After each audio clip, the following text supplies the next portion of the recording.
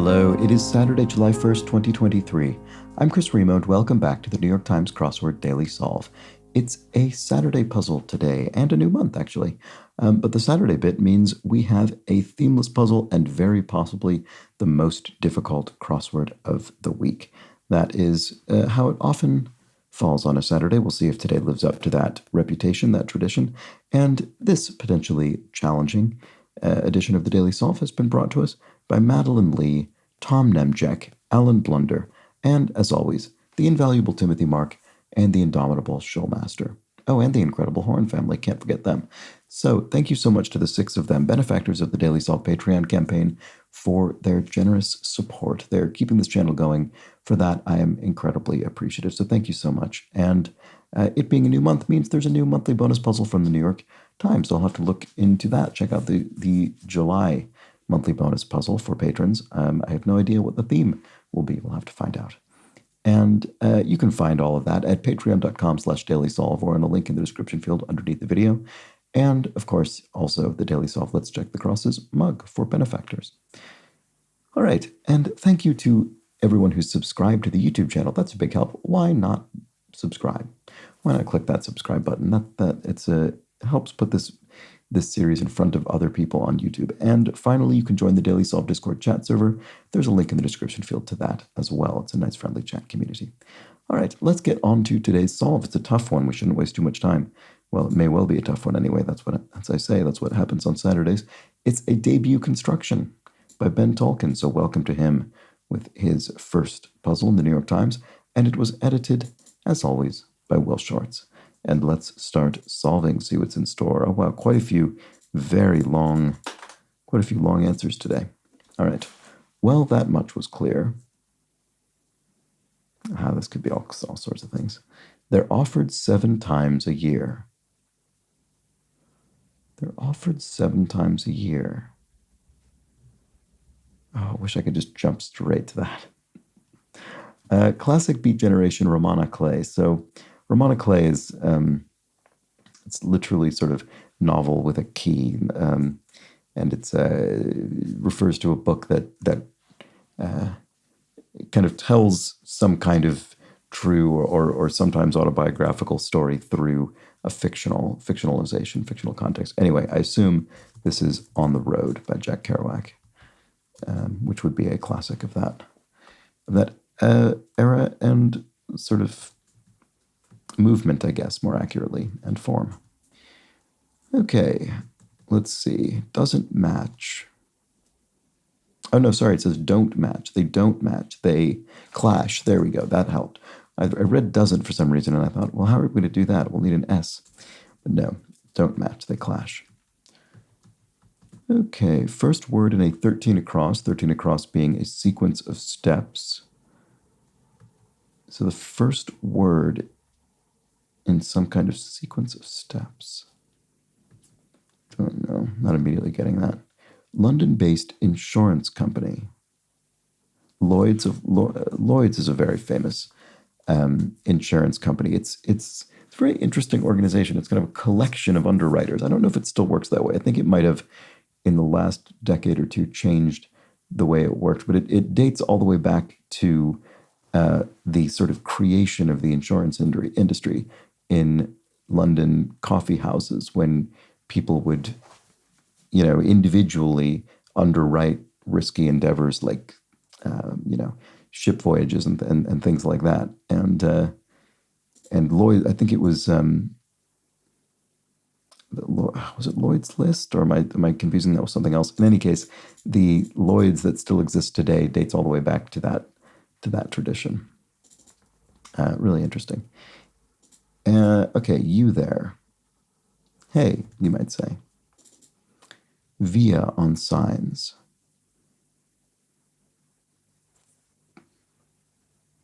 Through straight.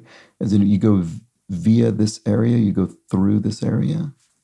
Maybe. I'm not 100% certain. Let's try it. God who is destined to slay the serpent Jormungandr. Jormungandr. I'm sure I'm pronouncing this terribly, but anyway, it's Thor, clearly.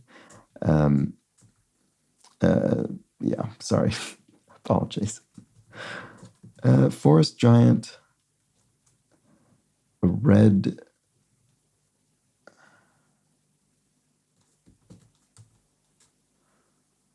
I can't think. I don't know. What about this? Say yay says to cheer. Okay, so red what? Red, what kind of. It's a tree, presumably. Maybe not, though. Maybe it isn't a tree. I don't know. What about this? Disney villain inspired by the drag queen Divine. That is the character Ursula from The Little Mermaid. I remember she really terrified me as a child, I have to admit. Okay, German food that's better than it sounds. Wurst, which means sausage in German, die Wurst. And forest giant. Oh, redwood tree. Right. Okay. Of course, a redwood tree. Giant. Yeah. I was trying to think of it as sort of two separate words in the way that sort of black oak is is a tree and it's this two different words. But no, redwood, single compound word, and that was somehow preventing me from getting there.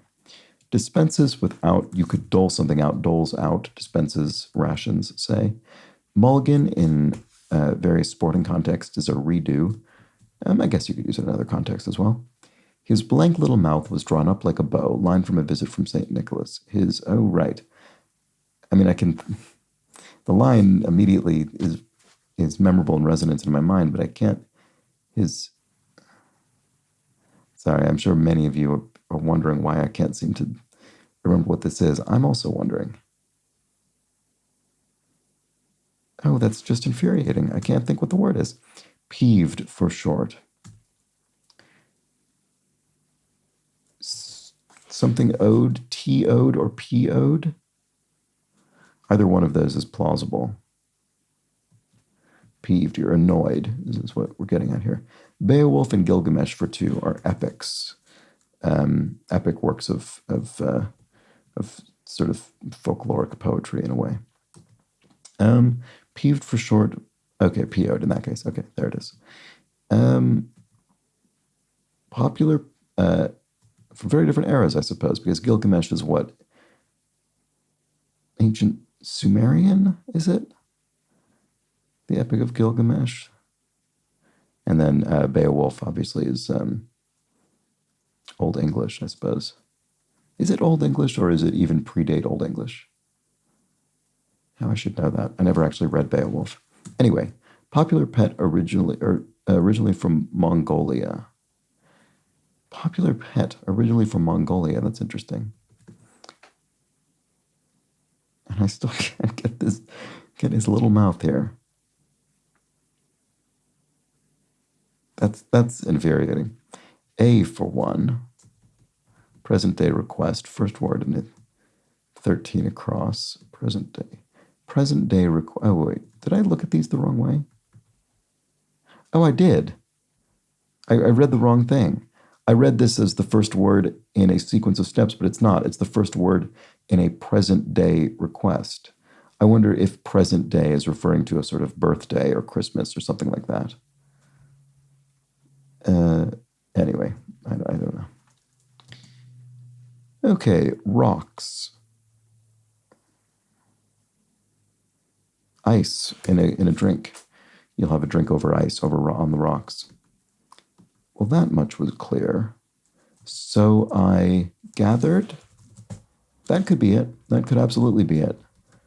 So they're offered 7 times a year. There's 7 C's. I have no idea what that has to do with the year. Nothing. Oh, gerbil, popular pet originally from Mongolia. Was it his droll little mouth? Was that what sort of mouth he had? It must be. Boy, it's not as familiar as I thought it was going to be, given how clearly I remember the rest of the line. A for one, article. So A in English being one of the indefinite articles. So a crossword clue. Okay. Cheat is to bilk somebody, maybe, out of their money. Saw and punch, those are tools. So obviously we read this clue and it looks like they're verbs. You could saw something or punch something, but they can also be nouns, and in this case they're tools. Outer ear, a husk, the outer part of an ear of corn, for instance. And a sequence of steps is a dance routine. Okay, great. And then the present day request is, first word, dear. Dear Santa Claus. Yes, yes, it is. It's a letter to Santa. Okay, it was Christmas related. It's a present day request because it's not a request made on the present day, Christmas, but it's rather a request around Christmas, the day of presents. And it's a letter to Santa, which might start, Dear Santa. Okay, very good. Let's move on. Celebrate as the new year. You ring in the new year. So the as a new year means it's specifically celebrating that kind of thing. We only use ring in to refer to very specific kinds of celebration. You wouldn't say I'm just going to ring in. I'm going to ring in your birthday. It's sort of odd. Or I'm going to ring in Christmas. Speaking of our letter to Santa. Okay, poet Scott Heron. Gil Scott Heron is a famous and important poet. For instance, the revolution will not be televised. That kind of that's one of his poetry set to that music. Total, in the entire thing, the total thing. One holding all the cards is a dealer in a gambling context. To drain, if you drain, you tire. I'm drained. I'm tired. Could be it. Ancestral emblem is a. Should be able to get this, but I don't seem to be able to at the moment. City planner at times. Olaner? That's horrible. Right on a map. East is generally represented as to the right on maps. Oh, totem could be an ancestral emblem. There we go. There we go. Should have gotten that more quickly, but that's fine. City planner at times is a. Now I'm looking down at the keyboard to see what letters I'm maybe not thinking of here. A donor, but this would have to be an O.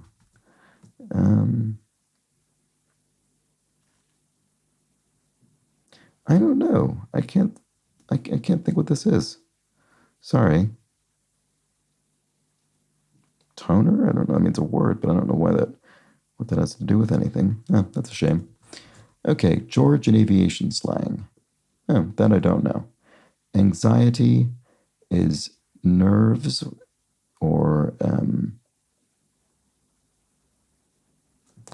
maybe an ancestral emblem is a title. I'm just trying to think of other things I could use, but title isn't an emblem. Totem feels better to me. Okay, anxiety. Betray nervousness in a way. In a way. You could sort of have a nervous tic, or you could go flush, or you could, I don't know, shake in some manner, or stammer. A stammer. Sassy letter-shaped gesture accompanying a retort. Sassy letter-shaped gesture. Is it sort of like drawing an S in the air with your finger? Does that have a name? Sassy letter-shaped gesture. I don't know. I don't think I know what this is. What other sassy letter-shaped gestures accompanying a retort are there? I don't know. I can just think of that one, whose name I do not know. Certain surprise party. Department store that once sold mail-order houses. Sears, maybe? Sears was a major department store that, I don't specifically know that they did this, but they seem like the kind of store that sort of sold everything, so maybe that. Blank End, setting in the Lord of the Rings. Oh, Bag End. Bag End was Bilbo Baggins' home, I think. And so, ergo, thus. I think I once erroneously referred to Bag End as the kind of town where the hobbits live, and I was corrected about that in the crossword, so I'm more inclined to remember now. A certain surprise party. Mark's replacement.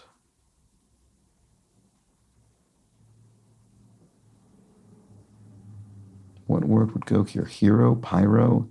No, neither of those seems remotely relevant. Zero? Mark. I don't know. I don't know what this is getting at, unfortunately. What one star may represent? A flop? A sort of poor film review? One star. Holes in the wall. Okay, this went pretty well, and now I'm running out of steam, aren't I? Certain surprise party. Holes in the wall. Subway stop abbreviation is a station, which could be STA or STN. I've seen both. High five.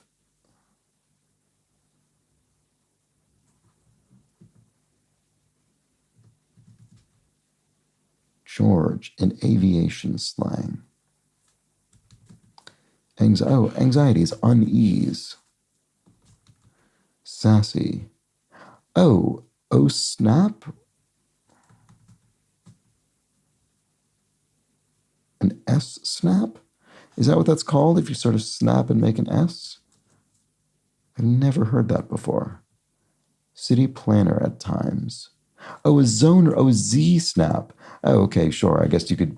It depends on from whose perspective you're kind of imagining the letter. If it's from the perspective of the person doing the snapping, then yes, it's a Z. If it's from the perspective of the person witnessing it, I think it would be an S.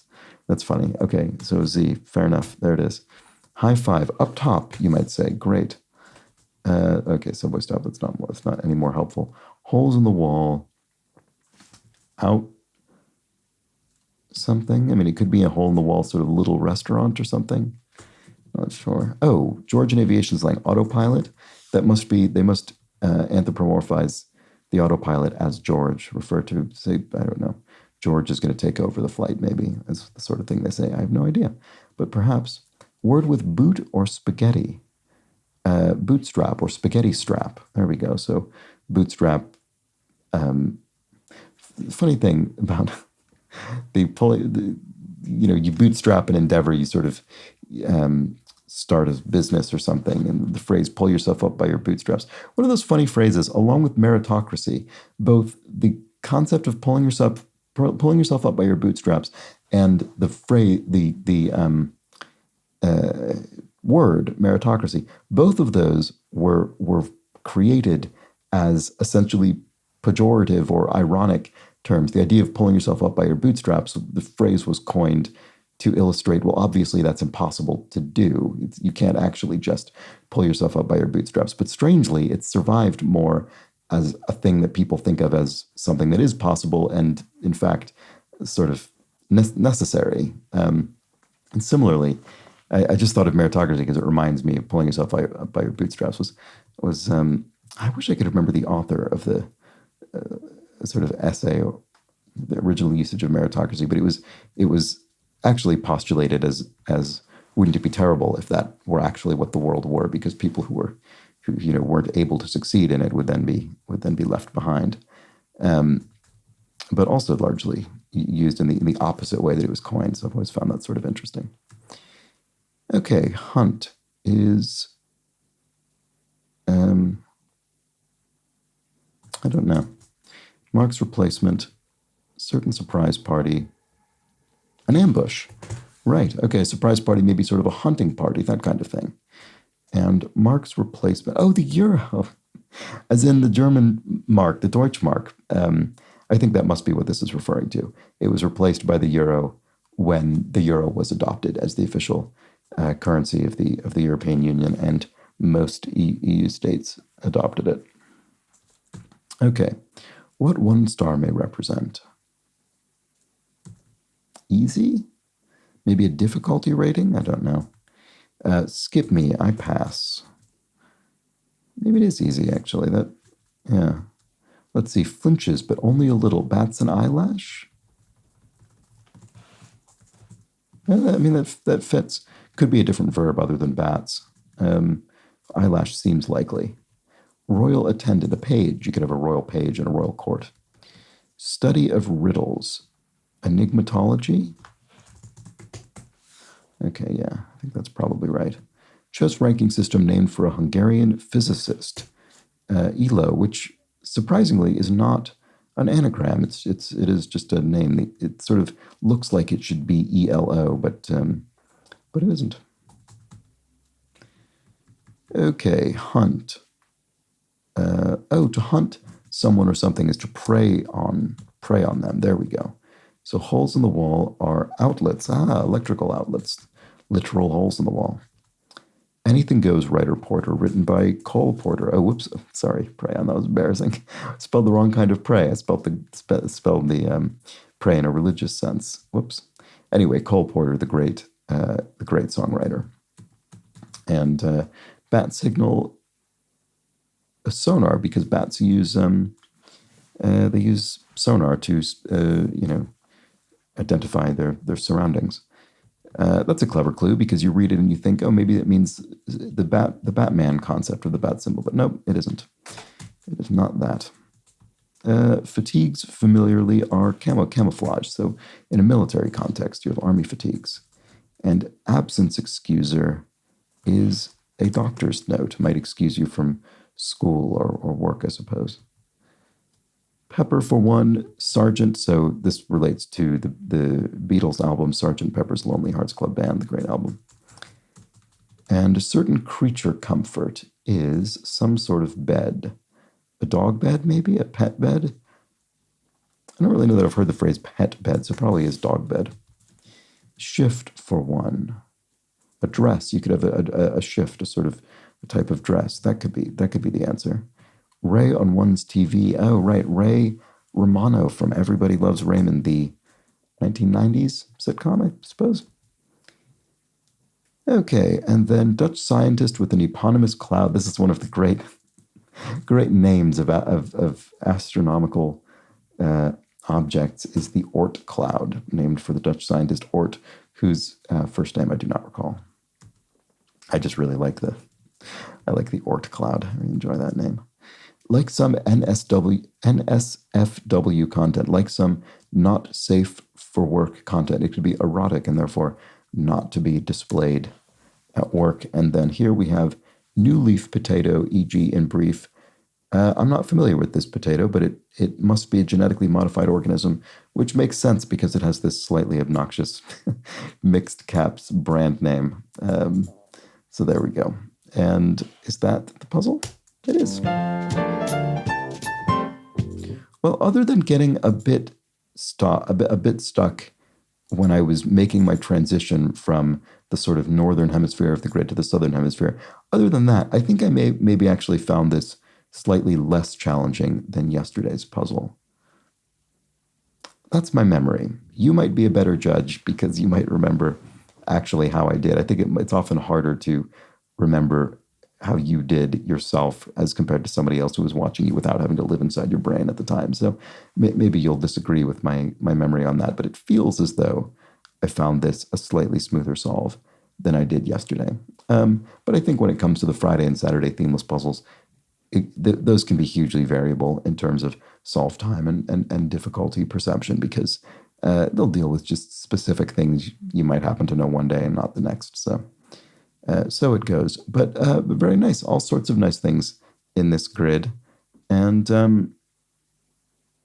this Zoner Z-Snap was definitely my bane, this puzzle. Zoner, someone who zones, land usage, essentially, in a city.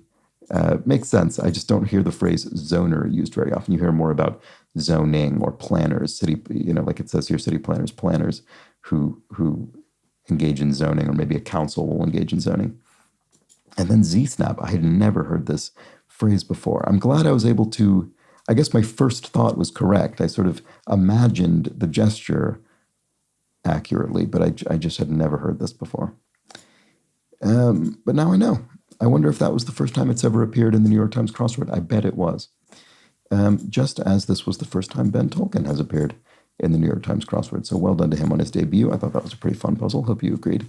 And now, let's just discuss a few clues from yesterday's puzzle. I don't think I had many here, but Rahul Ricky explains Diet Colas are zero sugar rather than 0 calories. That makes sense.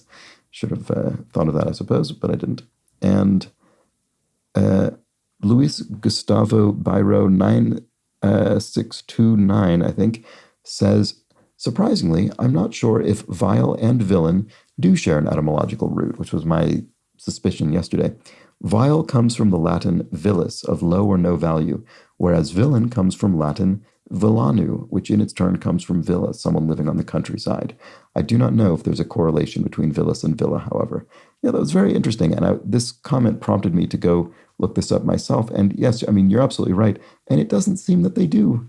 I think they are not so much related. So villa became villain in the way that many words sort of stray relatively far from their original meaning. It was someone who was sort of a rustic, someone who would live in the kind of countryside, was kind of a rustic person, maybe a bit of a bore or uneducated, and that slowly made its way to the meaning now we have, which is quite far from that, but has retained some degree of sort of pejorative usage, I suppose, which in this case is someone who's sort of scheming and evil in some way. Strange how that works, but it does tend to happen in language. Dragon Traces, speaking of language, corrects my pronunciation of pumice, which I knew as I was saying. I sort of said, I remember thinking, oh, is it pumice or pumice? And I think I kind of split the difference and did a light pumice or something like that. But no, that was wrong. Anyway, thank you for the correction. And that's that. That's all I have in for today's puzzle and yesterday's clues. So thank you so much for joining me. I'll be back tomorrow for the Sunday puzzle. A much bigger grid than this. We'll return to our themes and we'll have a roughly midweek difficulty solve. So join me for that. But until then, please do have an excellent remainder of your Saturday. Take care.